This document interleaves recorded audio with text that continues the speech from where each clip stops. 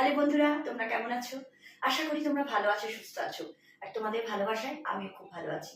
Recipes of মৌমিতায় আজ আমি তোমাদের জন্য নিয়ে এসেছি একটা খুব চটপটি আইটেম। এটা গরমে খুব উপযুক্ত একটা আইটেমের নাম জল ফুলকি। তাহলে চলো দেখে নাও কেমন করে করে এই জল ফুলকি। শুরু করা যাক আজকের রেসিপি। বন্ধুরা, আমার আজকের রেসিপির জন্য যা যা লাগবে সেগুলো আগে আমি তোমাদের দেখিয়ে দিই। আইটেমের নাম জল ফুলকি। জলের জন্য লাগছে এখানে বিট নুন। এখানে আমি একটা মশলা গুঁড়ো করে নিয়েছি শিলনোড়ায়।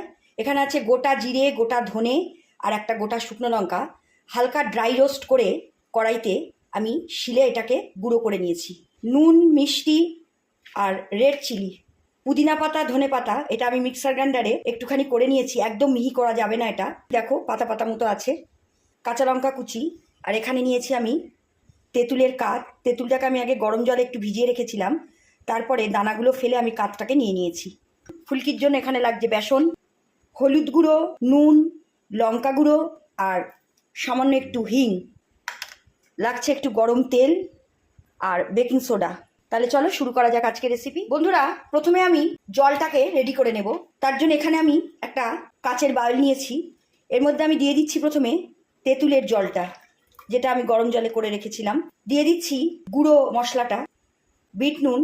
নুনটা তোমরা তোমাদের আন্দাজ মতো দেবে, যেরকম তোমরা নুন খাও। আমি পুরোটা দিলাম না, যদি দরকার হয় পরে আমি দেব। এই নুন চিনিটাও তোমরা তোমাদের আন্দাজ মতো দেবে। রেড চিলিটা আমি দিয়েছি হালকা একটু ঝাল হবে বলে। পুদিনা পাতা, ধনে পাতা, এটা কিন্তু কিছু দিইনি, জাস্ট একটুখানি জল ছিটে দিয়ে আমি মিক্সার গ্রাইন্ডারে করে নিয়েছি। আর এখানে আছে কুচানো লঙ্কা, এগুলো আগে আমি চামচ দিয়ে একটু পেস্ট করে নেব। এবার আমি এর মধ্যে অ্যাড করব জল। দেখো একটু বেশি জলই এখানে দিতে হবে। এবার আমি একটু ভালো করে এটাকে গুলে নেব। এটা এবার আমি 10-15 মিনিটের জন্য একটু রেখে দেবো, যাতে সমস্ত মিক্সড হয়ে যায় জলের সঙ্গে। এটা যত ভালো মিক্সড হবে তত টেস্ট ভালো হবে। এবার আমি ফুলকিটা রেডি করব। প্রথমেই আমি বেসনে দিচ্ছি হলুদ গুঁড়ো, নুন, লাল লঙ্কার গুঁড়ো আর হিং। দিয়ে দিচ্ছি একটু গরম তেল, আর দিয়ে দেবো এরকম 2 পিঞ্চ বেকিং সোডা। এবার একটু একটু করে জল দিয়ে আমি এই ব্যাটারটাকে করে নেব। ফুলকি যদি ভালো না হয় তাহলে জল ফুলকি কিন্তু ভালো হবে না। আমাকে এটা ভালো করে আস্তে আস্তে করে জল দিয়ে ব্যাটারটাকে রেডি করে নিতে হবে। আমার ব্যাটারটা রেডি হয়ে গেছে। খুব বেশি ঘন না, খুব বেশি পাতলাও না। ব্যাটার যত ভালো হবে ফুলকি তত ভালো হবে। এবার আমি এগুলো ভাজবো। দেখো বন্ধুরা, আমি গ্যাসের ওপর একটা কড়াই নিয়েছি। কড়াইতে আমি হোয়াইট অয়েল দিয়েছি। তেলটা গরম হয়ে গেছে। গ্যাসের ফ্লেমটা এখন আমি মিডিয়াম করে দেবো। এই ব্যাটার থেকে একটু একটু করে নিয়ে আমি এই তেলের মধ্যে ফেলবো। দেখো আমি কতটুকু করে নিচ্ছি। এগুলো কিন্তু বেশি বড় হয় না। ফ্লেম কিন্তু মিডিয়ামের থেকেও কমিয়ে দিয়েছি, তা নাহলে পুড়ে যাবে, ভেতরে কাঁচা থেকে যাবে। আমি এরকম করে নিয়ে ছোট ছোট করে তেলের মধ্যে দিয়ে দিচ্ছি, যে কটা হয়।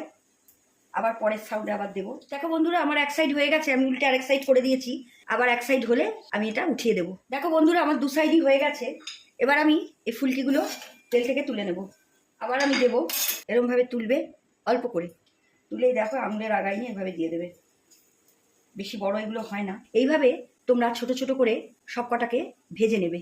দেখো বন্ধুরা, আমি সব কটা ফুলকি ভেজে নিয়েছি। এবার আমি এইগুলো সব এই জলের মধ্যে দিয়ে দেবো। যে জলটা আমি তৈরি করে রেখেছিলাম, এটা আমি রেস্টে রেখেছিলাম প্রায় 20 মিনিট মতো। এবার আমি একটা একটা করে এই ফুলকি এই জলের মধ্যে দিয়ে দেবো। সাইজ কিন্তু আমি এরকম রেখেছি, খুব বেশি বড় করলেও এতটা করবে, তার বেশি করবে না। সব কটা ফুলকি জলের মধ্যে দিয়ে দিলাম। এবার আমি এটাকে আবার 15 মিনিটের জন্য রেস্টে রাখবো। দেখো বন্ধুরা, কি সুন্দরভাবে তৈরি হয়ে গেল আমার জল ফুলকি। এটা খুব সুন্দর একটা রেসিপি, করতেও বেশি সময় লাগে না। আর ঘরে থাকা সাধারণ উপকরণ দিয়ে আমি এটা করলাম। গরমকালে টক খেতে খুব ভালো লাগে, তোমাদের তো বললাম। তার সঙ্গে যদি এরকমভাবে করে নাও, খেতেও খুব সুন্দর হবে। এটা খুব সুন্দর একটা আইটেম। তোমরা কিন্তু এটা বাড়িতে অবশ্যই ট্রাই করো, আর করে বলো কীরকম লাগলো তোমাদের। আমাকে লাইক কমেন্ট করতে কিন্তু ভুলো না। আমার আজকের রেসিপি এখানেই শেষ। বন্ধুরা, তোমাদের যদি আমার আজকের রেসিপি ভালো লাগে, তোমরা আমার চ্যানেলটাকে লাইক কমেন্ট করো আর ফলো করো। তোমরা চাইলে আমার ইউটিউব আর ইনস্টাগ্রামেও ফলো করতে পারো। আমার লিঙ্ক আমি আমার প্রোফাইল ডেসক্রিপশন বক্সে দিয়ে দিয়েছি। তোমরা ইউটিউবে আমার চ্যানেলটাকে ফলো করলে অবশ্যই সাবস্ক্রাইব করো, আর পাশে থাকা বেল আইকনটা অন করো, যাতে নতুন রেসিপির নোটিফিকেশন তোমরা খুব তাড়াতাড়ি পেয়ে যাও।